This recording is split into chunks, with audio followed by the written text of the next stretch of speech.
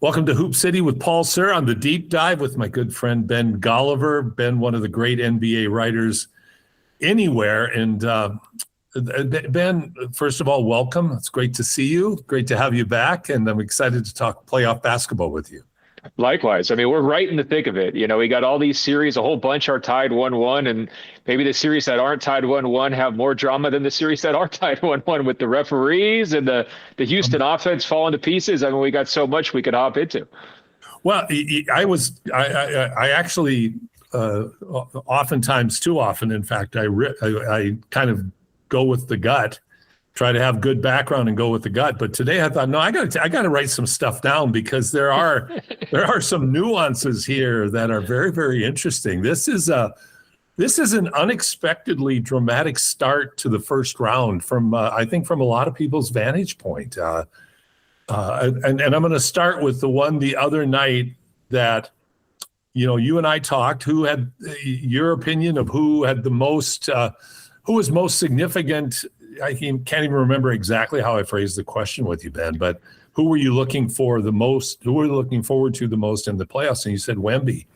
And of course, Wemby was otherworldly in game one, like literally otherworldly. The moves he made and the things he did, and 5 for 6 from three. I mean, it was just a ludicrous performance. And then the dreaded next game, just when things couldn't be going any better, he's now in concussion protocol. Talk about that incident, and it sounds like he's in the protocol being monitored. Thankfully for that. That's a hopeful sign. But what did you think when you saw the fall? Oh, I mean, just the highs and lows, the whole spectrum, because you get game one down in San Antonio, their first home game in 7 years, and it's a complete inferno. I mean, all those T-shirts, and you could tell Wemby was just so cranked up. I mean, going to the full court spin moves, driving through traffic, he kind of looked like Kyrie Irving, except in a 7'5" body. It's what's happening. And, always in the back of your mind when you're marveling over Wemby, you're also thinking like, hey, man, be careful. You're not kind of built like everybody else. Exactly. Something could go wrong. And that's what happened with the concussion play. I mean, he just face planted onto the court. And, I think you mentioned that he's in the concussion protocol. I take it as a good sign. He didn't travel to Portland for games 3 and 4. My assumption when I heard he was going to the concussion protocol is they might just leave him in San Antonio for the week and try to bring him back for game 5. Now, maybe if they win game 2, they feel like they can slow play it, or maybe he's saying, hey, I feel good and I'm confident I'm going to get cleared pretty quickly. But typically a concussion is like a 7 to 10 day injury in the NBA. And in the playoffs, that means you're missing at least 2 games, if not more. So I take it as a good sign. I even saw a picture of him just lightly shooting hoops today. All sorts of side effects can arise, whether it's sensitivity to light, noise, right, dizziness, just feeling like vertigo almost, so you don't know where you are, confusion. And so it makes it very difficult to play in the NBA. We remember back in the day, Scottie Pippen used to deal with like migraine headaches, right? And, that would shut him down in major playoff games. And I think in some cases undercut his legacy a little bit. So agreed. This is scary stuff. And I would just urge complete caution. Now, the worst part for San Antonio, other than Wemby's health, was how they played without him down the stretch, because they could not score. They collapsed. They give up a big lead. Portland comes back and evens the series. Now you're going to Portland. That place will be an inferno for game 3. That's going to be a tough place to win on the road. And so, it becomes this thing where San Antonio needs Wemby back. I mean, they're going to be kind of counting the seconds here until he's back on the court. And that's not where we expected for this team that just breezed to 60+ wins, and they look like they were a surefire title contender. I mean, they're already in the thick of it here in the first round. And meanwhile, they wanted to be on a collision course with Oklahoma City, right? Well, Oklahoma City's just breezing through just like everybody expected. And so I think there's huge implications here, right? Whether he can play, how well he can play. It is still the top story to watch, even though he probably won't be on the court for game 3, I would imagine. I think you're right. And I think the fact that they have to moderate their expectations of when he should come back. And of course, you balance that out with the long term. I get that, but you have this very, very real short-term need. It'll be interesting to see how the Spurs respond in game 3, because you could obviously see how rattled they got.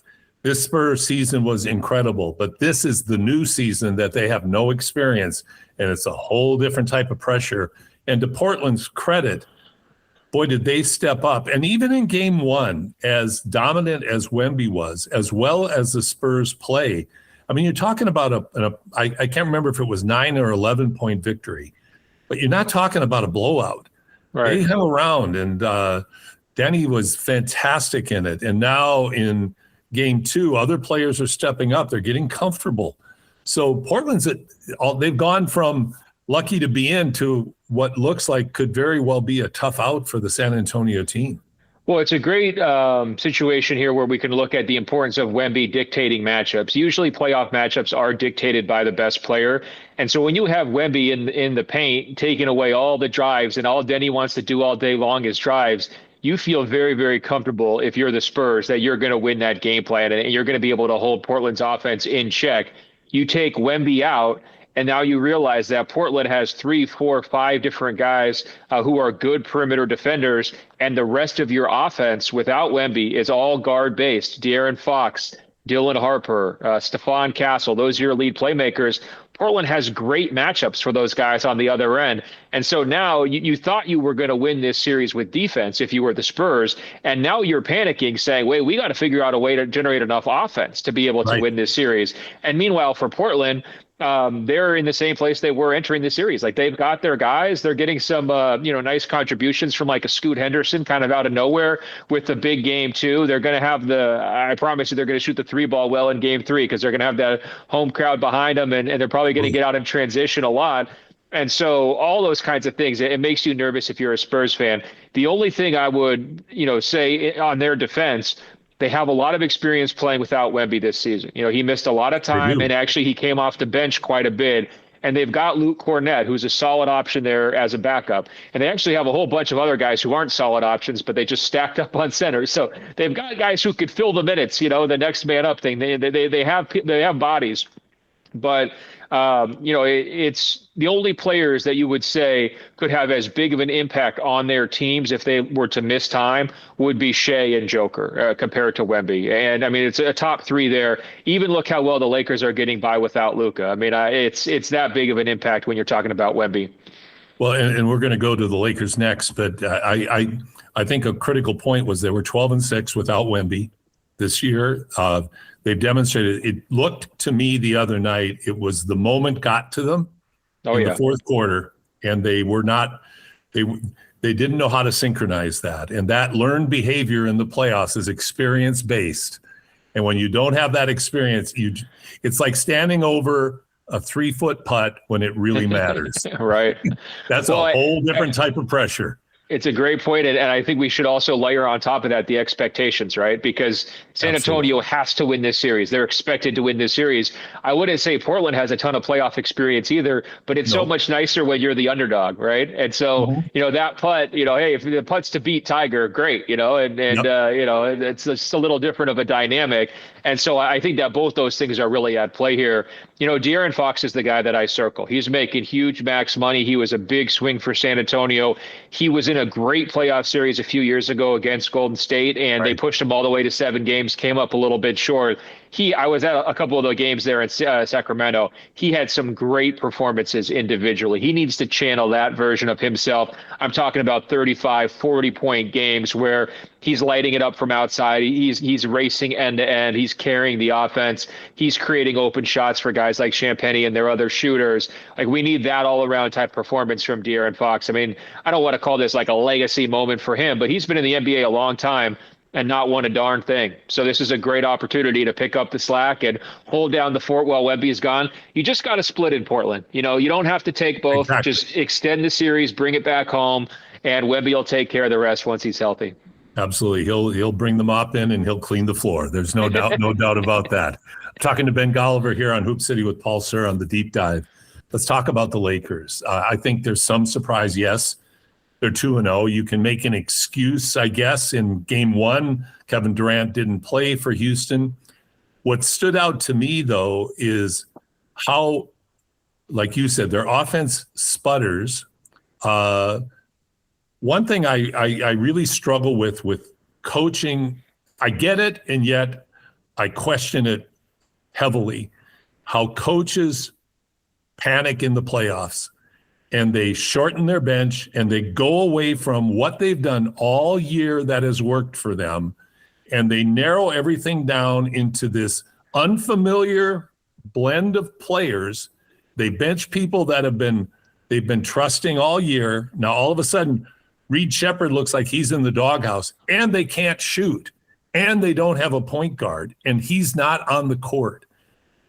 So I look at Houston, they look like a team in they have a combination of limitations with their offense, what they can do to manufacture points outside of Kevin Durant.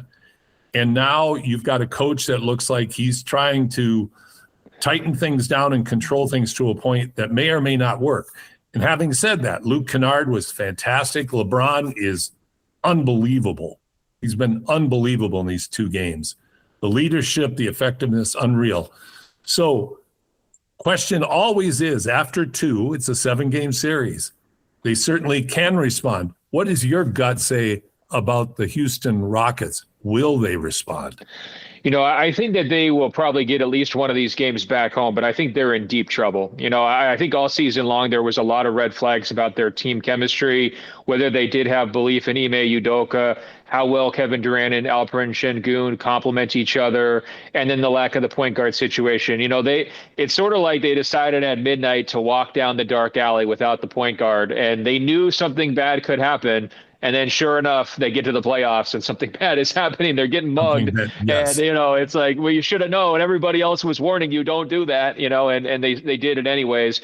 With Kevin coming back for game 2, I thought, he looked okay in the first half, but he really struggles in the point forward role with extra pressure and attention in terms of the reads. And then later in games, in terms of his fatigue, he was throwing the ball all over the gym. He didn't know where the double teams were coming from. He didn't know where his release guys were. I put some of that on Udoka because I don't think Udoka really has a good scheme for how to beat pressure in terms of like having a playmaker like Amen coming to get the ball and then attacking the backside of the defense. I mean, remember when teams used to try to double team Steph Curry at half court and it would just be the quick pass to Draymond. Draymond would turn and it's immediate, either a layup or a wide open corner 3. Right. It would be like tic-tac-toe. I don't know what sport the Rockets are playing. It feels like I was compared to the other day. Their whole offense is just based on offensive rebounding. They're like a football team who builds their offense around trying to recover onside kicks. Like that's how they play. You never would do that. It's just a terrible idea. We use a phrase in 3x3 basketball, chuck and chase. Yeah. Get it up on the rim and go find it. You have fewer players, a smaller court, the real short shot clock. So you go, but that's you're right with the offensive rebounding overemphasis with Houston, the lack of situational awareness. And unlike LeBron, at times Kevin Durant looks his age more than LeBron does. And why wouldn't he? With the injuries that he's had to overcome, why wouldn't he? 37 is still 37. So, the fatigue, like you mentioned, all of that. And I think, too, just a genuine disconnect that looks to me like I try to watch coach's body language for what it's worth. And his body language, the coach's body language is terrible. Yeah. The eyes are not good. The eyes are not confident. They're very anxious. It's not the kind of look that you want to see from your coach. Doesn't really seem like he likes his team, and it doesn't really seem like he likes many of his important players. And I would actually single out Şengün because I can actually see some of Udoka's frustrations. Mm-hmm. Defensively, he's just such a limited player, and you're sort of bound to play him because they don't have Adams, and Capella is well past his prime, and so they don't have a lot of other interior options. But he gives up a lot inside. And then what's really been frustrating to watch offensively, in addition to KD's turnovers, which are just emblematic of a poor ball movement and player movement, just stagnation. But when Şengün tries to go one-on-one from the perimeter, it's like as a defense, you've already won the possession. If he starts to dribble and try to go and do his moves and spin moves, and he's putting up so many bad shots, very little touch. It just seems like he's out of rhythm, no confidence. And I would probably trace some of that back to coaching because it does seem like his relationship with Udoka is not super healthy. but he's just having a really bad series. I mean, through 2 games, he's probably been the biggest disappointment in the entire league of any player. And so if that's your supposed franchise center or one of the faces of your future and he's not able to get it done, that's a big problem. The other guy who I think has skated on some of the criticism, and it's not that he's bad, he's just a flawed player. That's Amen Thompson. His offense really becomes line drive into traffic and then just chuck it up like you were talking about earlier, that 3-on-3 style. He can't space the court. He's not a great distributor for his teammates. As athletic as he is, I wish he would get out in transition more. That would really, really help. Just get some pick sixes, take a steal to the house for an easy dunk, open things up a little bit. He is just not a very skilled player in space, and that is biting them too, because he's their other young rising star who's really just not bringing a lot to the table.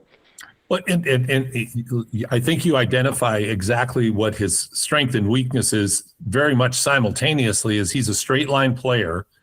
He doesn't have any real junk to his game. He has athleticism, and when he can't overwhelm you with athleticism, his limitations on how he can score really show up. He needs to have he and his brother need great off seasons in terms of offensive versatility. That always comes back to bite you in the butt. And Reed Sheppard is not the answer. He's an undersized 2-guard in the NBA, but he is a great shooter and he is a release valve. Şengün, I just watch how he plays, and so often in the NBA, it drives me absolutely nuts. If you don't want him out there, then don't give him the ball out there. Right. Get his butt in the post and get it into him and play more inside out. I think that's one of the big flaws in the game, playing inside out. And I'm even going to, when we get to Denver, Minnesota, I'm going to criticize Jokic for the same exact thing.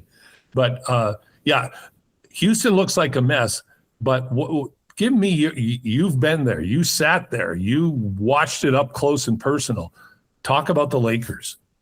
Well, the post-up point is a really interesting one because the guy who has been in the post a lot is LeBron.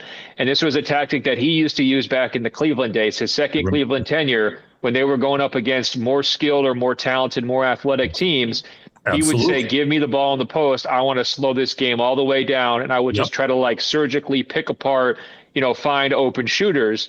And I think in this series, it's actually been a little bit more of LeBron is going into the post to look for his own offense because he feels like he has favorable matchups with Josh Okogie or some of the other guys who they're guarding him with. He's been getting into it with Jae'Sean Tate.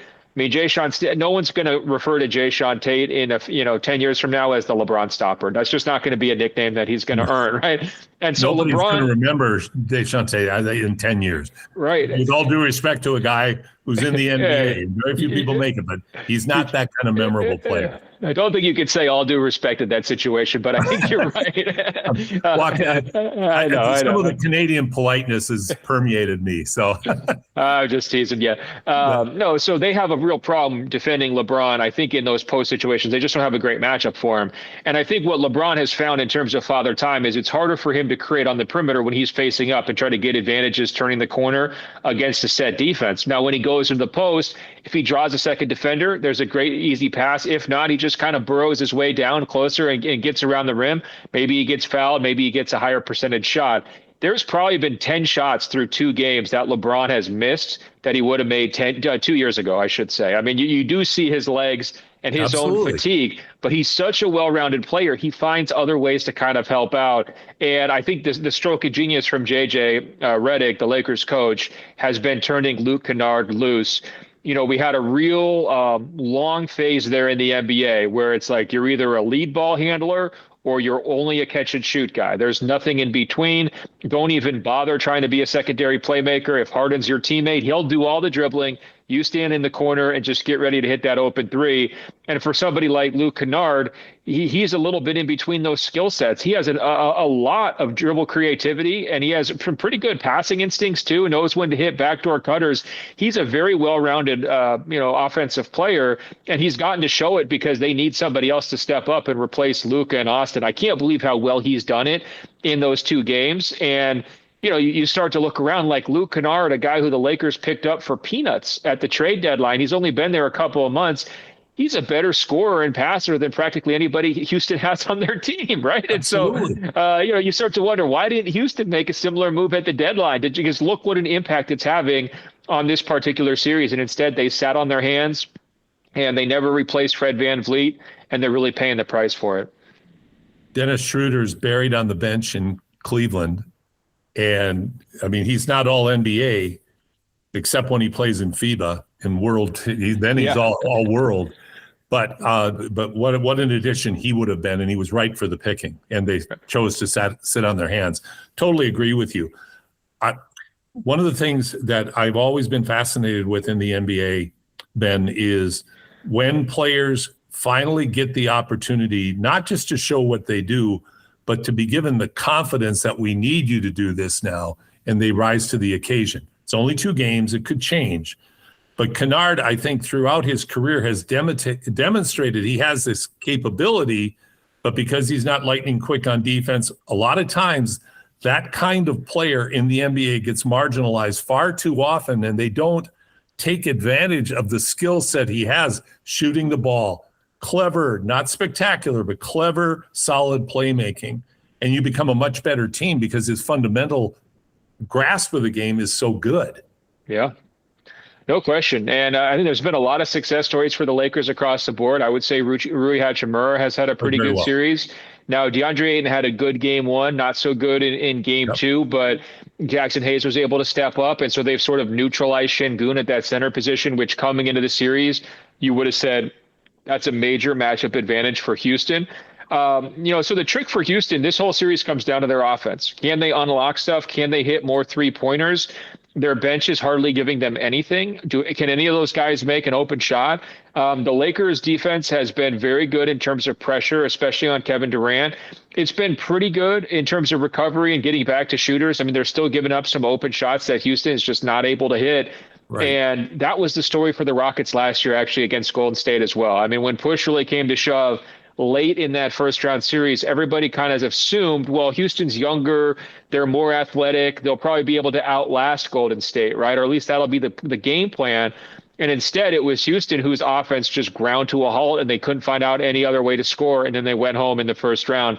I could easily see that happening again this year. And, at that point, Houston's going to face major existential questions. You don't want to write the story before it gets there, but do you keep Ime Udoka? Do you trade Şengün? Do you trade Kevin Durant?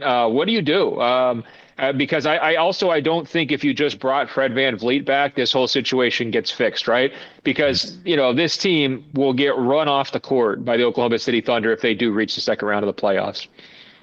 The Oklahoma City Thunder, the dreaded juggernaut that's going to be the expectation in almost, not all, but almost every series. The Grim Reapers, that's how I'm calling them now. Everybody's afraid. Well, let's talk on them briefly, though. Shea was spectacular last night. A shout out to the Canadian contingency. Shea with 35 and Dylan Brooks. What did he call Shea? Fragile. He's a little fragile, so he gets the calls. But Brooks has 30, so the Canadians showed well last night. Williams has got a hamstring issue again. What do you think? How does this? I mean, they played really well without him all season long. Do you see that as a major loss? I mean, he's an all-NBA guy. Of course, he's a major loss. But Oklahoma City is not your typical team, right? And they give a whole new thing to next man up. Well, this is how I would phrase it. I cannot remember in the last 10 years a A-list title team losing its quote-unquote number 2 player in a playoff game to a pretty serious injury, and it was not even the story after the game. The story after the game was Devin Booker whining about the officials, and now the Suns owner is hopping on top, and everyone's going after why did you get this crazy technical foul? And they made some valid points. There was a couple of weird calls in that game, but that's not why they lost the game, right? No. And so for Oklahoma City, the fact that they can lose a player of Jalen Williams' caliber, who had a great first half and was really clicking on all cylinders. And it's like, if a tree falls in the woods, does it make a sound? I mean, that's that's kind of the reaction to it. It's crazy. It speaks to their depth and their togetherness. They don't skip a beat without him. And I was impressed by Shea in his post game. He didn't sound particularly concerned. It's not like he loves J-Dub. These guys have been teammates for a long time. but they realize they're not built with like this big three model where they have to have their stars on the court or they can't win. They are built around depth and defense with Shea just, carrying the load on offense and AJ Mitchell stepping up and Chet stepping up. They've got plenty. So I think even if Jalen Williams doesn't play another minute in the playoffs, they could still win the championship. And I say that in part because of their path. I mean, they're looking at a scenario where they should have a sweep or 5 games in the first round, a sweep or 5 games in the second round. And then now you're in the conference finals, probably against either, it could be Denver, San Antonio, Minnesota, it could be anybody, who knows? But, with these upsets and these injuries and so forth. But regardless, whoever gets there is going to have a much harder path than Oklahoma City will. They're going to have a rest advantage. They're going to have that incredible home court advantage. They've got the experience advantage. They've got the best defense in the NBA. I just think they're going to win the Western Conference. And so then now you're looking and saying, well, their biggest threat would be a fully healthy Boston team making it all the way through the East to face them in the finals. And that would be a challenging matchup without Jalen Williams, no question. They could lose that series, but almost any other scenario that doesn't involve a fully healthy Boston, I would still take them, pretty comfortably in the finals as well. And so it's a unique dynamic, and it's actually one that makes me wonder this summer, as the bigger contracts start to kick in for Oklahoma City. Shea's making a fortune, right? Jalen Williams has been on a bargain deal until now. Next year, he'll be making a fortune. Chet will be making a fortune starting next year. I wonder if Jalen Williams becomes a player they could trade potentially, where you could send him. I'm just imagining a team like Brooklyn or a team like Chicago, one of these young teams that needs a centerpiece player to build around. Could you trade Jalen Williams there and get, a classic Oklahoma City return, 4 first-round picks or whatever Sam Presti would want to kind of spin things forward? Because as good as he is, you could argue he might be better running his own team. And Oklahoma City might be better from a financial standpoint of spreading his money out to other players and sticking with their depth approach. Again, I'm writing stories 3 months in advance, but these are the things that run through your mind as you watch them run teams off the court without their second best player. And I think you're making a strong case for that. Probably will be the story. The story you have written 3 months in advance, you probably just put it aside. I don't think you're going to have to make many edits on it, because I think you're absolutely right. I'm talking to Ben Golliver here on the Deep Dive on Hoop City with Paul Sir. Let's talk about what is, I think, one of the more intriguing and interesting series maybe in the last 2 or 3 years, and that's the Minnesota-Denver matchup. Not only the intrigue on the court, but the really brash commentary off the court by Jalen McDaniels that you just don't hear people ever say, and he just went ahead and said it. But the game the other night, I was thinking about what McDaniels said, and I thought, you know what? He's right. He's absolutely right. That, and in fact, I thought the announcers the other night did an outstanding job of pointing out, like, why is Minnesota standing on the perimeter? They need to attack this Denver defense. They have a hard time keeping people in front of them, and they don't have rim protection. And man, oh man, when they found religion on that, it speaks for itself. 19-point deficit, they win the game. And Minnesota was energized. Edwards looked like he's 80 to 90% that night, and he was so impressive. But Randall, DiVincenzo, my gosh, McDaniels defensively, that length, that spider-like kind of defensive stance that he has. It was just an outstanding performance by the Timberwolves coming back on Denver. And I've got a criticism of Jokic, but I'd like to get your impression of that comeback from Minnesota's standpoint, Ben. Well, we've seen them do it before, right? I mean, Yes, they're at their best almost when they're frantic and it's just, seeing blood straight downhill, go for it. I feel like that's the way you have to play against Denver. Denver just does not have a good defensive matchup for Edwards. And so I was really concerned for Minnesota after game 1 because I was concerned about Edwards' impact. It's like he has to be playing with force. He has to be scoring 35, 40 points for Minnesota to really feel like they have a chance to win the series. And in game 1, he didn't do that. I didn't think Joker played his best in game 1, and it still felt like a pretty comfortable win to me. And they just flipped the script in game 2. Now, I want to see much more force from Joker now. I think that, he was saying late in that game, he passed up a shot that he probably should have taken, a little floater that could have won it instead of making a pass that wound up being a turnover. But just in general, it feels like he's kind of getting held in check more so than he has in these previous matchups. I mean, even when they lost to Minnesota a couple years ago in the playoffs, it was taking like triple teams to stop him. And I'm not sure that's the case right now. It feels like we could feel more Joker. So is he pacing himself? Is Gobert just really having a lot of success for once in this particular matchup? Is he tired, from a challenging year where he did play a lot of minutes?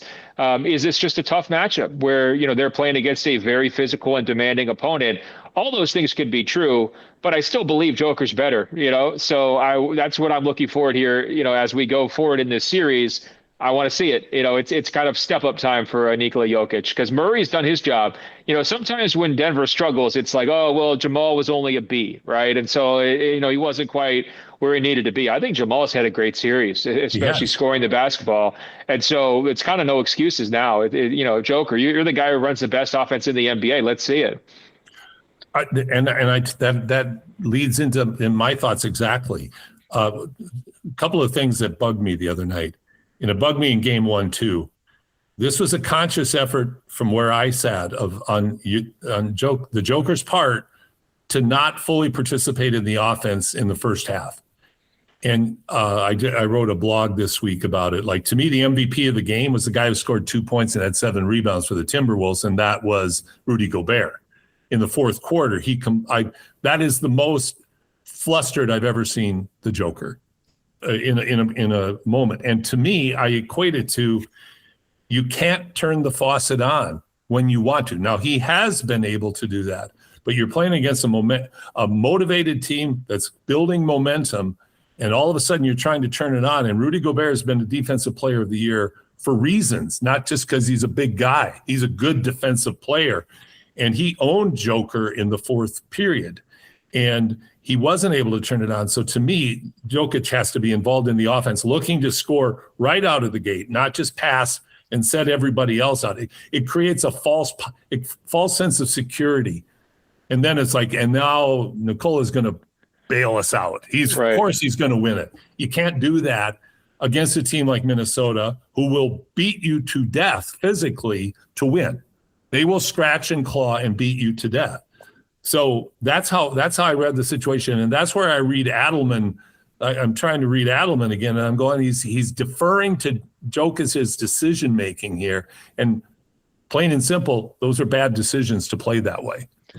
Well, I also think what we learned from when Minnesota lost in last year's playoffs against Oklahoma City, I don't want to call them front runners, but you can knock them out, early. Like you could the TKO, right? And that's how Oklahoma City handled them, where it was like, we're just going to get you frustrated. We're going to get you, whining to the officials. We're going to get you just, thinking too much. We're going to get you off your game.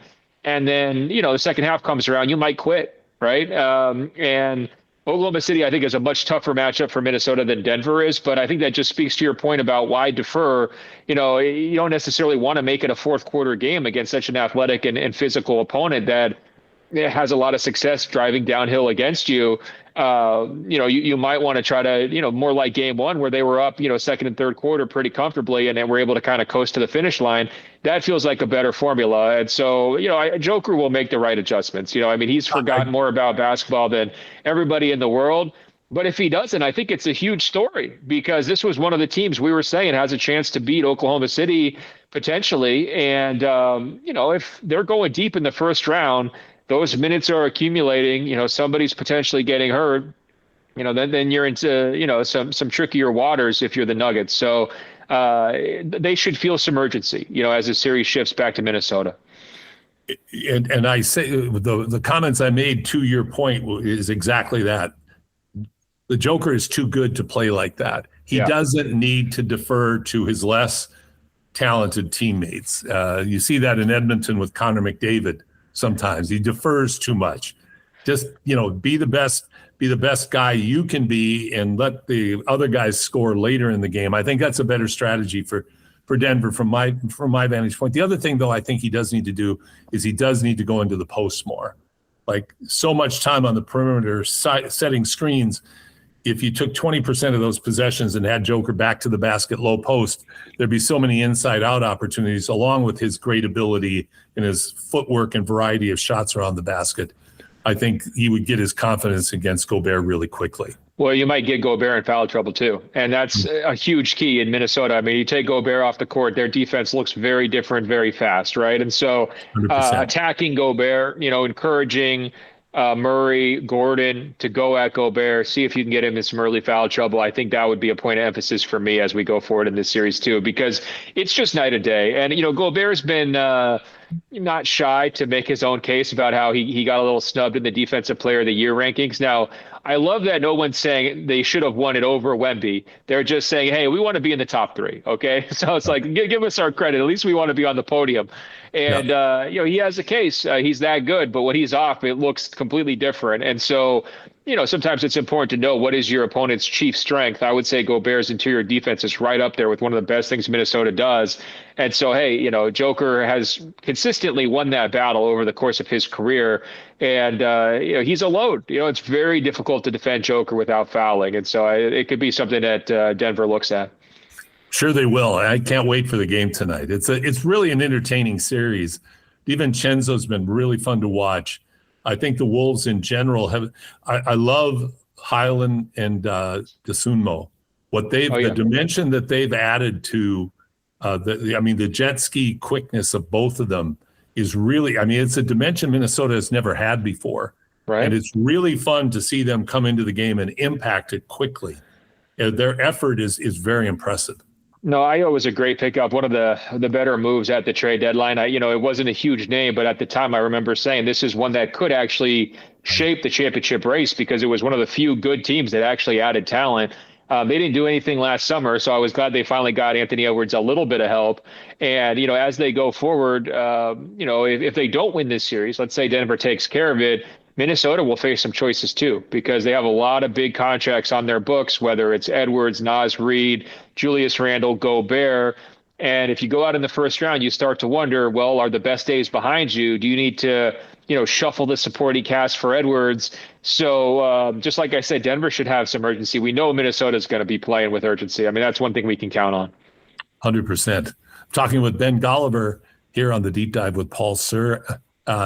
Ben, the biggest surprise, I think, for everybody in all of the 1-1 series going into Game 3 was the way, not just that Philadelphia beat Boston in Boston, but the way they beat Boston in Boston. Like they handled them. They just were clearly the better team. Like the guard play of Edgecombe and Maxey was phenomenal. We got a real insight on how good VJ is going to be. And I love the tie-in to AI working with him, the player AI working with him. And you saw he's got that stuff in his game that's really special. And to see it be able against a very tough defensive, Derek White and just the very good Boston guard defense that they are known for those two guards to go off the way they were. Like, I don't think anybody expects them. I think we'd all be surprised if they won another game, right? In one sense against Boston. But to go into the Boston Garden with that young team and win the Nick Nurse-led 76ers, that's a real feather in their cap. It was a great win. It was definitely one that I didn't see coming. I wrote them off after the Game 1 blowout, like I'm sure a lot of people did. But one thing we know about Boston is that they have a way of making playoff series a little bit more complicated than they need to be. Absolutely. Even with Mazzulla, this just captain of intensity, it's just a characteristic that the Celtics have had going back 5 or 6 years in playoff series, especially first round series, where, they drop one here and there and they just have duds.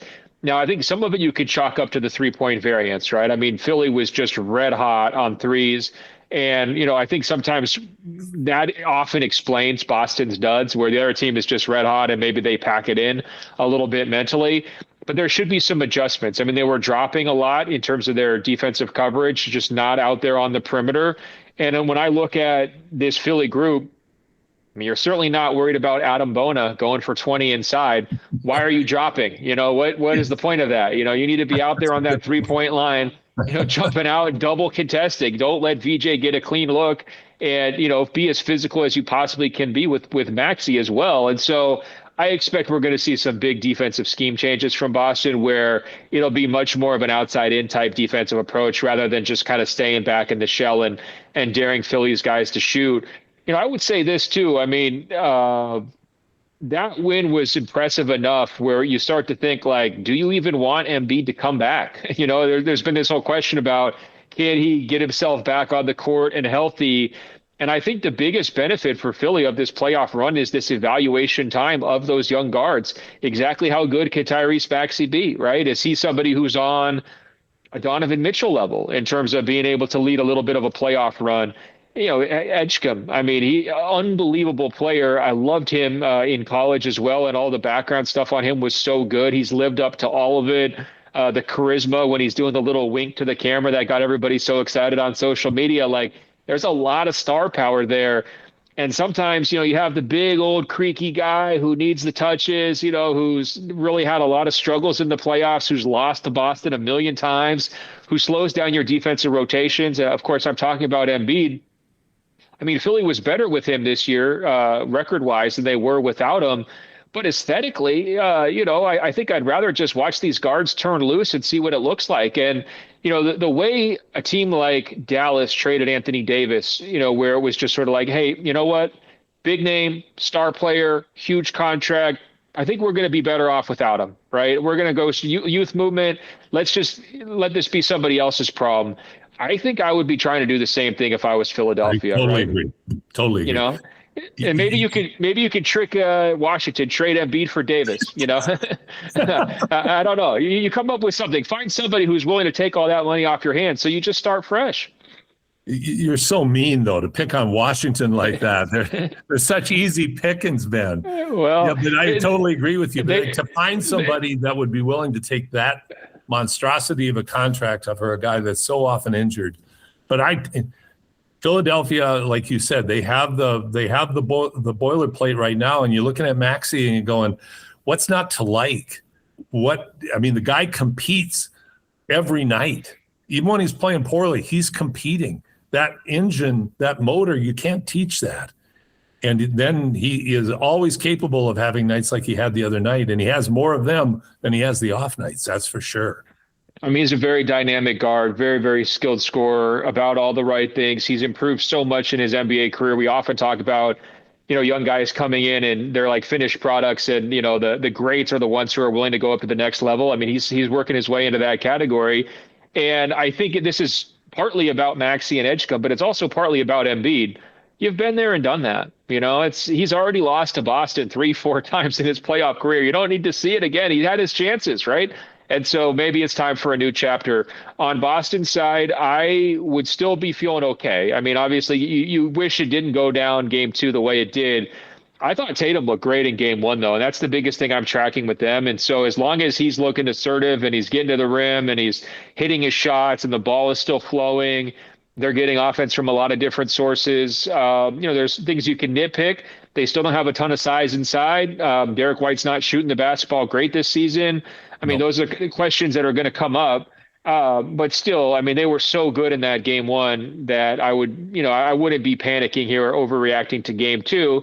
But I would still want to see a nice win in game 3 and maybe even game 4 to just sort of right the ship, Couldn't agree with you more, 100% on that.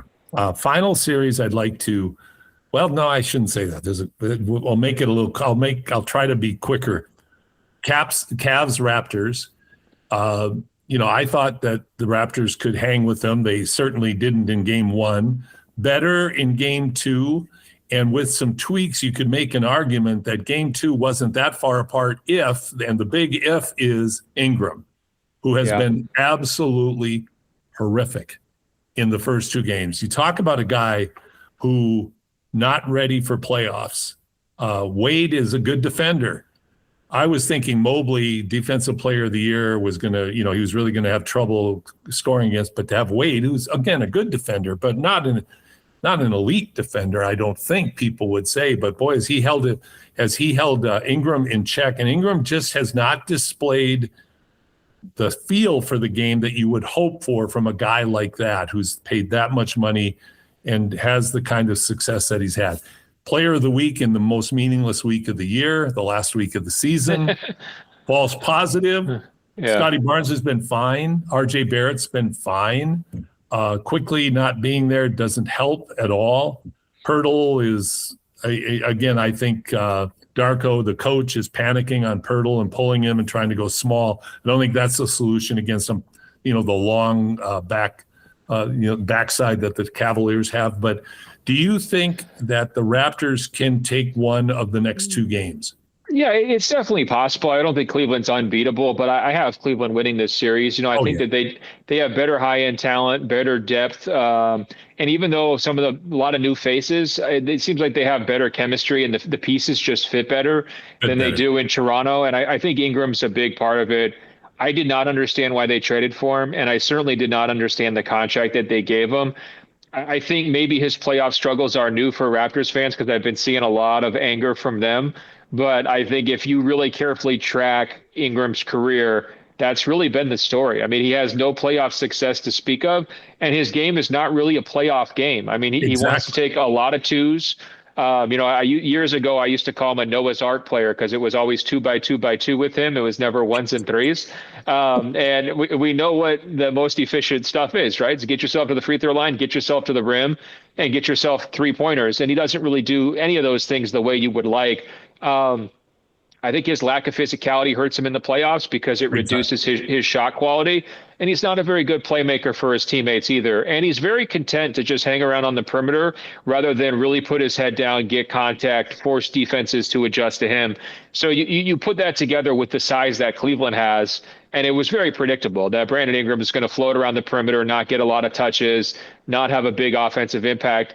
And he's even a guy I just dare to shoot. It's like, you're not going to beat us with your jumper. Maybe you do once in a series, but your 2x2x2 is not going to be a winning formula when you're going against a team like Cleveland that has Harden, who can get to the rim and make threes, and has Mitchell, who's going to go for 30 every single night. So unfortunately, I don't think Toronto's got the playoff formula this year, and they have a lot of big commitments on their salary cap too. And so the question is this as good as it's going to get? Because they've paid a lot of these guys for a long time, and it could just be a regular season team. I think you're right, and I think like for a guy like Ingram, and I'll withhold my caustic judgment one more game to give him a chance to right the ship and dispel the playoff Ingram model that's been out there. It's kind of like Embiid. It's like if you beat your head against the wall long enough, it does feel good when you stop beating your head against the wall and say, this is just how it is. But I'll give him another shot. But I think the way the Raptors are constructed, I think all year it's felt like square pegs, round holes all over the place. They do not have a flow to that team. They have some good pieces, some decent pieces, but really an oddly constructed group of players and not real tradable. So their offseason, like you said, is going to be very, very interesting because it's not like they're going to put Brandon Ingram out there and people are going to be falling all over themselves to bring him in. Now, it would help if you did have somebody that was a legit 3-point threat, which Grady Dick was supposed to be, and for whatever reason just is not in their plans at all. So I look for it to be 5 games, and that's just because I'm pulling for the home team, if so to speak, up here in Canada. Well, what I want to see is just Scotty Barnes continue to have a good impact both ways. Yes. He makes some phenomenal defensive plays, and he does. The rim protection, even from him at his size, there's a little Draymond there. Maybe not quite as fierce, but it's fun to watch. And so, when I'm watching Pirtle struggling, he's another guy. I just don't understand why they gave him that contract. And I agree with you. Like, you can't just go small the whole time against Cleveland, but that might be Toronto's path here in the short term, is to just try to play chaos basketball and just get as small as you can and, find as many shooters as you can and have Scotty just man the back line and just cross your fingers and hope it works. It probably won't, but it might be more fun and it's just a little bit more exciting. The takeaway you want from this series, though, even if you don't win it, is you want playoff Scotty Barnes to be a thing, right? You want to feel comfortable that, like, hey, this guy is going to be able to dictate playoff series as he continues to progress through his prime, because you've got another guy in Brandon Ingram where that ship has already sailed. With RJ, the ship has already sailed. Those guys are not going to be the best player in a series, but you would love like the valiant loss where it's like, man, Scotty Barnes, 25, 4 blocks, 6 assists, 10 rebounds.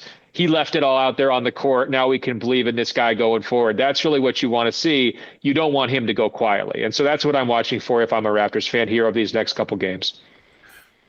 Great, a great way to encapsulate it, because I think Scotty Barnes he's reignited the hope that this might be the guy that when they drafted him, they thought he could be. He might be the guy you can build around. Like, I don't know, like they need another big time offensive option, but they got to get something that's more impactful in more areas of the game than Ingram around him, certainly. So final series that I want to touch on with you. I mean, the Detroit-Orlando, I think Detroit kind of righted the ship the other night. I would expect them to, 5 or maybe 6.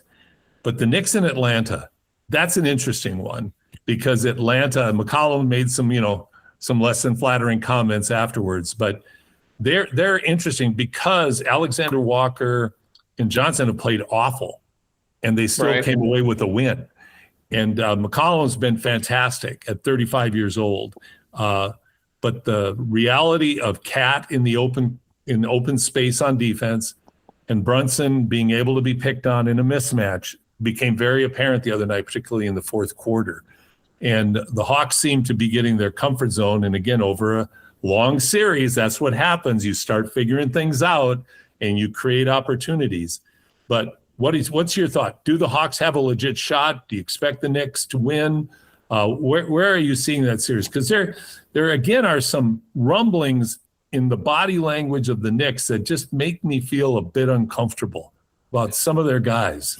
Well, I think that's really where we should start, because game 2, I think what I was hearing from a lot of people around the league was that was a game the Knicks gave away, their coaching staff gave away. And remember, they fired Tom Thibodeau to bring in Mike Brown.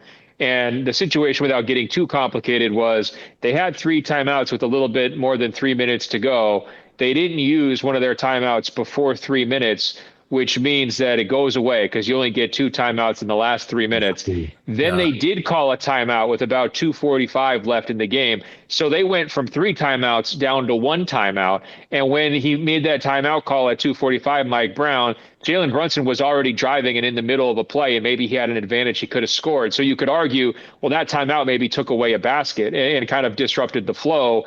Then towards the very end on the final possession, he didn't have a timeout left when they would have wanted to probably draw up a play, after CJ McCollum missed those free throws. So it was a situation where Mike Brown mismanaged his timeouts in the biggest game of the season when he's coming in as the new coach who's supposed to be a guy who gets this team over the top. And the owner in New York has said he expects a finals or a championship this year because they went to the Eastern Conference Finals last year. You want to talk about pressure. You want to talk about expectations. You want to say maybe some body language stuff could start to poke through as those things mount. I mean, this would be the situation to watch. Brunson was torched defensively, so that's going to have to be the adjustment. New York's got to find a way to hide him better. McCollum should not be capable of winning playoff series at this stage of his career. And so if he does, that's a coaching issue too. I mean, and that's not disrespect to CJ McCollum, phenomenal player, great career, a long time, great citizen of the NBA. But that can happen once. You can't let that happen 4 times. And so there will need to be some coaching adjustments there as well. And so really I'm looking at Mike Brown here. He has a better team, more experience, more top end talent. He's got to be able to win this series. They got to be able to figure this out. They really should be up 2-0. And for Atlanta, the longer that they can make this interesting and frisky, the more the pressure is going to build. So I can't wait to see that. I'm looking forward to it too. But at least it's in New York City where there's no pressure. Right. So everybody will just give Mike Brown a pass. They won't harp on it at all. So much else to do there. It's such a beautiful place, And they don't care about their sports there, so they don't expect to win. I've never been a Mike Brown guy. I kind of look at him as like, again, you've kind of seen it. You've seen it happen. And this stuff isn't like it's unheard of in Mike Brown's coaching career. He's never been noted for a late in the game tactician and master of the game. But that's a junior high school mistake. To have a coaching staff not aware and not prepared and not on top of it, that's a big mistake. So if they don't right the ship, get past it, if they go down an even split with Atlanta, I think the nerves are really going to be raw. And once again with Cat, I don't like how I understand theoretically you keep him out towards the end of the game because of defense, but realistically, you got a guy like that who can score or should score, and you're benching him at the end of the game. That's a real odd dynamic that I really question, because as good an offensive rebounder as Robinson is, better shot blocker, he's still so limited. And if you get him on the free throw line, he's going to brick it. So, I mean, the trade-offs just seem really strange to me. So that's going to be a more interesting series, I think, than we thought it was going to be. Yeah, I mean, it looked pretty good on paper. And I think the thing you said at the start is really what I'm most fascinated by is Jalen Johnson, very young, very inexperienced in terms of the playoffs. Nickeil Alexander-Walker in a much bigger role for his team this year than he has been in the past. Both those guys should be playing better at home in game 3 and 4, right? And Absolutely. So what happens when New York gets Atlanta's best punch, right? What does this look like? And so I think that Atlanta's got some untapped potential here, and they can force New York into some tricky stuff. With Cat, it's tough because both him and Brunson are such defensive liabilities, and they did a nice job of loading up with other defensive pieces, OG Anunoby and Bridges. I'm not sure Bridges is as good defensively as maybe his reputation was a few years ago, but right. They've got options. And the question it boils down to, it's like, can those two guys be your two best players? I'm talking about Brunson and Towns, and be as ineffective as they are defensively. How far can you expect to go? And I don't think you can win a championship with that. It doesn't really feel possible. And if they are to go out in round 1, I think Cat becomes the guy who goes on the trading block or finds himself in the rumors, at least, because Brunson's so entrenched there. I mean, his dad's an assistant coach. I mean, come on, and so it's not going to probably be him. So then you have to look at, well, can you flip Towns for a different look inside and try to mix up what they've got going? The only thing I would say, the only asterisk I would put by Dad being the assistant coach, if there's a market where they would fire Dad and trade Son, it would be New York. The media, it's a cruel city. Maybe you trade them together, you just put them in the same package, right? Put them in the package. That's absolutely right. Well, Ben, thank you. You've been so generous with your time again. Such great conversations, exciting series in the first round. Like I said in opening comments, I think far more exciting and more interesting than when we expected. No question. The drama's getting good, and there's been some blowouts, but it's nice to see the teams that got blown out pull themselves back up to even series, and now we go forward and see exactly how it shakes out. There will be upsets. I think that we can say that for sure. I was impressed by Orlando, Portland. The Lakers, if you want to call that one an upset.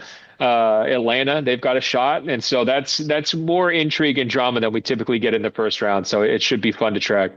It will. Ben Golliver, thank you so much for joining me today. Again, share with our viewers and listeners how they can follow you. Oh, it's bengolliver.substack.com, and Ben Golliver on all the social major social networks. And your podcast as well. Oh, greatestofalltalk.com. Got to listen to greatestofalltalk.com, everybody, because it's a fantastic discussion. So thanks so much, Ben. Look forward to talking again soon. My pleasure. All righty. Take care.